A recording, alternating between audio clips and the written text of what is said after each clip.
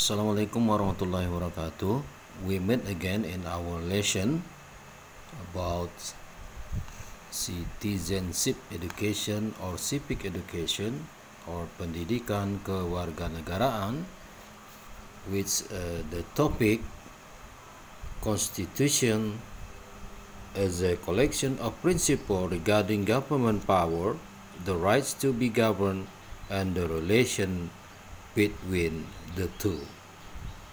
Jumpa lagi kita pada pertemuan perkuliahan kita pada hari ini dengan topik yaitu tentang konstitusi sebagai kumpulan azas-azas mengenai kekuasaan pemerintahan, hak-hak yang diperintah, dan hubungan antara keduanya, pemerintah dan warga negara.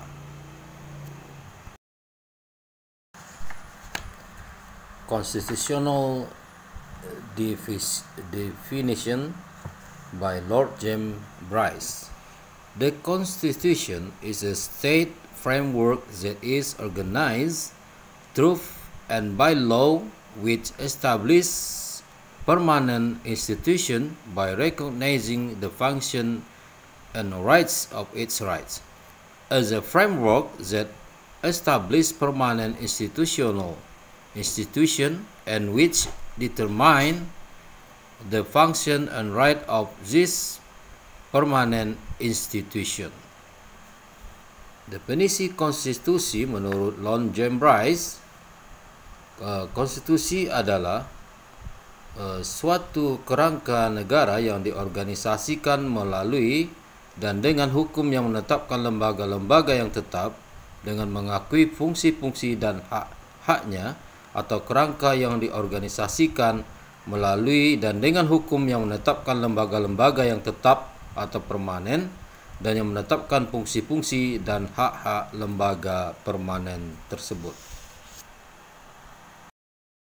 According to C.F. Strong, the Constitution is a collection of principles regarding government power, the rights to be governed, and the relationship between the two, namely the government and thus governed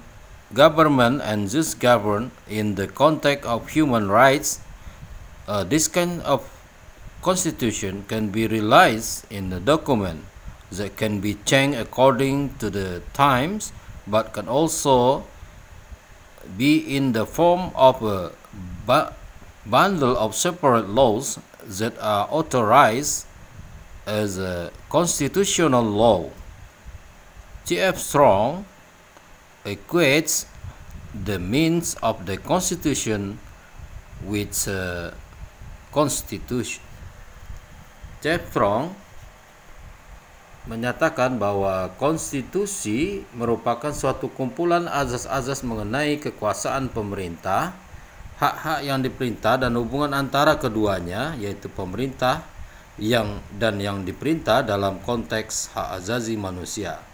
Konstitusi semacam ini dapat diwujudkan dalam sebuah dokumen yang dapat diubah sesuai dengan perkembangan zaman, tetapi dapat pula berupa sebuah bundel dari separate laws yang diberi otoritas sebagai hukum tata negara.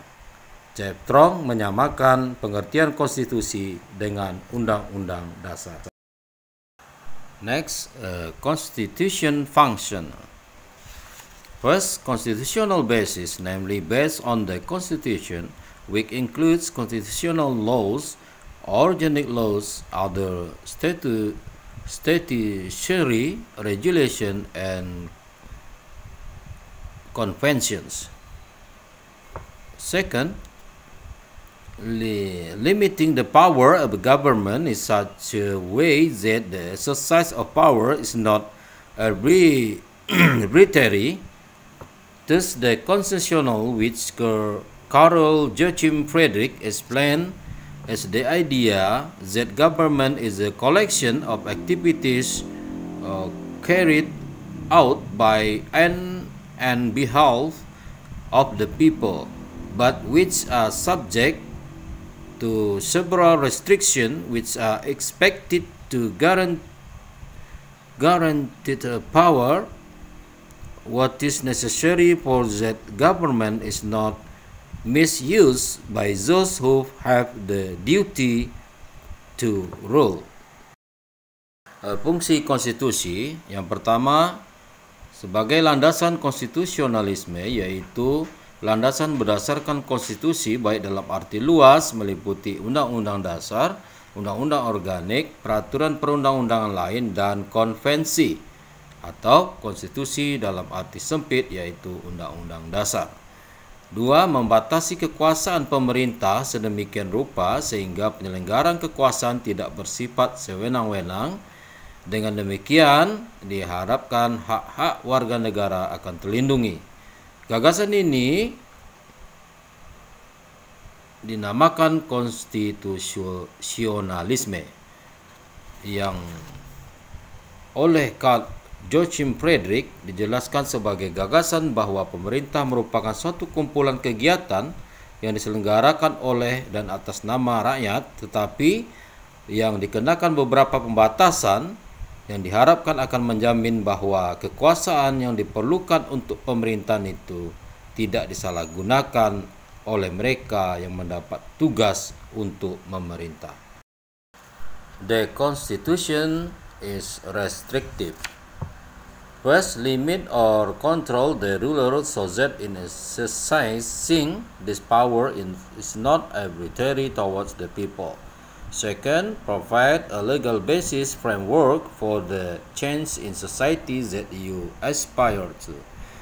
Number 3, be used as the basis for state and administration which is upheld by all its citizens. Number 4, guarantee the human rights of citizens. Konstitusi berfungsi satu membatasi atau mengendalikan kekuasaan penguasa agar dalam menjalankan kekuasaannya tidak sewenang-wenang terhadap rakyatnya. Yang kedua, memberi suatu rangka dasar hukum bagi perubahan masyarakat yang dicita-citakan tahap berikutnya. Yang ketiga, dijadikan landasan penyelenggaraan negara menurut suatu sistem ketatanegaraan tertentu yang dijunjung tinggi oleh semua warga negaranya. Yang keempat, menjamin hak-hak asasi manusia warga negara. Next, constitutional purposes. First, in order to limit the power of the government or state authorities. Second, to guarantee the basic rights of citizens. Naoki Kobayashi said the Constitution limits and controls political power to guarantee people's rights. Through this action, the Constitution can contribute to the development and fostering of a democratic political order. Tujuan konstitusi yang pertama agar dapat membatasi kekuasaan pemerintah atau penguasa negara. Yang kedua, untuk menjamin hak-hak dasar warga negara. Naoki Kobayashi mengatakan Undang-Undang Dasar membatasi dan mengendalikan kekuasaan politik untuk menjamin hak-hak rakyat. Melalui fungsi ini, Undang-Undang Dasar dapat memberi sumbangan kepada perkembangan dan pembinaan tatanan politik yang demokratis. Next, limitation of power in the Constitution. First, guidelines for the President in maintaining government power. Second, the term and condition that must be met by the presidential and vice presidential candidates. 3. Limitation of the term of office of the president. Number 4. Dismissal of the president and vice president during the term of office. Number 5. The president cannot freeze or dissolve the board legislative. Number 6. Declaration of war, making peace and agreement with other country. Number 7. Declare a state of danger. Number 8. To appoint ambassadors for other countries. Number 9. Granting clemency and rehabilitation. Number 10. Granting amnesty and abolition. Number 11. Granting titles, honors, etc. Number 12, establishment of the advisory council. Pembatasan kekuasaan dalam konstitusi. Yang pertama, pedoman bagi presiden dalam memegang kekuasaan pemerintahan. Yang kedua, syarat-syarat yang harus dipenuhi oleh calon presiden dan calon wakil presiden. Ketiga, pembatasan masa jabatan presiden. Yang keempat, pemberhentian presiden dan wakil presiden dalam masa jabatannya. Kelima, presiden tidak dapat membekukan atau membubarkan DPR. Yang keenam, menyatakan perang, membuat perdamaian dan perjanjian dengan negara lain. Nomor 7, menyatakan keadaan bahaya. Nomor 8, mengangkat dan menerima duta negara lain. Nomor 9, pemberian gerasi dan rehabilitasi. Nomor 10, pemberian amnesti dan abolisi. Nomor 11, pemberian gelar, tanda jasa, tanda kehormatan, dan lain-lain. Dan terakhir adalah pembentukan Dewan Pertimbangan. Constitutional Content by G.J. Steinberg. First, there is a guarantee of human right. Second, the stipulation of the constitutional structure, which is fundamental in nature. Number 3, the division of limitation of state duties, which are also fundamental. According to the Casey Ware, the general structure of the state, such as the executive, legislative, and judiciary. Number 2, the relationship in outline between these powers with each other. Number 3, the relationship between this power and the people or citizen. Materi muatan konstitusi menurut J.G. Steinberg, yang pertama adanya jaminan terhadap hak asasi manusia dan warga negara. Yang kedua, ditetapkannya suatu ketatanegaraan yang bersifat fundamental, susunan ketatanegaraan yang bersifat fundamental. Yang ketiga, adanya pembagian dan pembatasan tugas kenegaraan yang juga bersifat fundamental. Sedangkan menurut K.C. Ware, yang pertama adalah struktur umum negara seperti eksekutif, legislatif, dan yudikatif. Yang kedua, hubungan dalam garis besar antara kekuasaan-kekuasaan tersebut satu sama lain. Dan yang ketiga adalah hubungan antara kekuasaan-kekuasaan tersebut dengan rakyat atau warga negara. Next, second, first, the result of the nation political struggle in the past. Number 2, the highest level of political constitutional development. Number 3, the views of the nation that is to be realized both for the present and for the future. 4, a desire for the constitutional life of the nation to be led. Menurut Strachan, yang pertama, hasil perjuangan politik bangsa di waktu masa lampau. Yang kedua, tingkat-tingkat tertinggi perkembangan ketatanegaraan bangsa. Yang ketiga, pandangan tingkat-tingkat bangsa yang hendak diwujudkan, baik pandangan bangsa yang hendak diwujudkan baik untuk waktu sekarang maupun untuk masa yang akan datang. Yang keempat, satu keinginan dengan mana perkembangan kehidupan ketatanegaraan bangsa hendak dipimpin.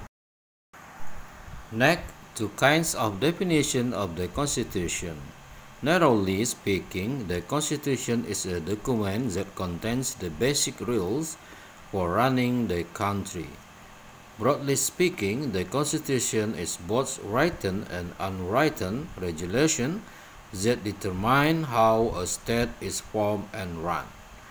Ada dua macam pengertian konstitusi. Yang pertama dalam arti sempit, di mana konstitusi merupakan suatu dokumen yang berisi aturan-aturan dasar untuk menyelenggarakan negara. Sedangkan dalam arti luas, konstitusi merupakan peraturan baik tertulis maupun tidak tertulis yang menentukan bagaimana lembaga negara dibentuk dan dijalankan. The dynamics of the Indonesian Constitution. First, the 1945 Constitution. Number 2, Federal of Republic Constitution. Number 3, 1950 Constitution. Number 5, 1945 Constitution in all order. And last, the 1945 Constitution in new order. Ya, dinamika konstitusi di Indonesia yang pertama yaitu Undang-Undang Dasar 1945 pada masa kemerdekaan.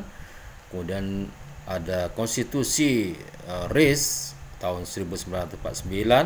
Selanjutnya ada Undang-Undang Dasar 1950. Kemudian kembali kepada Undang-Undang Dasar 1945 di masa Orde Lama dan kembali kepada Undang-Undang Dasar 1945 di masa Orde Baru. Next, the following can be seen in the following scheme regarding changes and demands for the reform order. Position is the highest basic law. Normatively, the law should not contradict the 1945 Constitution. The Constitutional Court is a state institution that has the authority to examine the constitutionality of laws against the 1945 Constitution. Selanjutnya, perubahan-perubahan dan tuntutan-tuntutan di masa reformasi bisa dapat dilihat di skema yang warna kuning dan hijau ini, tentang perubahan-perubahan dan tuntutan-tuntutan yang terjadi pada masa reformasi. Kemudian pada masa reformasi, kedudukan sebagai konstitusi, kedudukan sebagai hukum dasar tertinggi. Kemudian secara normatif, undang-undang tidak boleh bertentangan dengan Undang-Undang Dasar 1945, dan Mahkamah Konstitusi adalah lembaga negara yang berwenang menguji konstitusionalitas dari undang-undang terhadap Undang-Undang Dasar 1945. Baik, demikianlah pertemuan kita pada hari ini tentang konstitusi negara dalam perkuliahan pendidikan kewarganegaraan. Semoga dapat disimak pelajaran ini, dipahami untuk dapat kembali diungkapkan dalam bentuk rangkuman dari apa yang telah disampaikan terhadap materi ini. Semoga bermanfaat untuk semuanya. Silakan kembali melihat apa yang sudah ditampilkan, ya, dipresentasikan. Jika kurang bisa memahami apa yang disampaikan karena keterbatasan waktu dan sebagainya, silakan melihat presentasinya untuk beberapa kali. Terima kasih. Assalamualaikum warahmatullahi wabarakatuh.